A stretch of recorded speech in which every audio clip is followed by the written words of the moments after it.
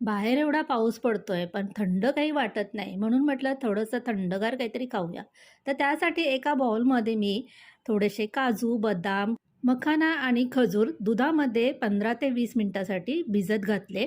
नंतर बदामाचे असे साल काढून घेतले आणि सगळं हे मिक्सरच्या भांड्यामध्ये घालून याला छान असं बारीक करून घेतलं. माझ्याकडे 3 ते 4 आंबे होते, त्याचाच मी पल्प काढून तो सुद्धा मिक्सरच्या भांड्यामध्ये घालून छान असं बारीक करून घेतलं आणि एक मोठा असा डब्बा घेतला प्लॅस्टिकचा.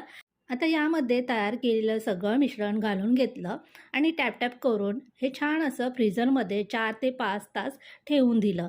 5 तासानंतर इथे छान अशी मस्त मलाईदार आईस्क्रीम तयार झाली. यामध्ये मी शुगर वापरली नाही, त्यामुळे ही शुगर फ्री आईस्क्रीम आहे.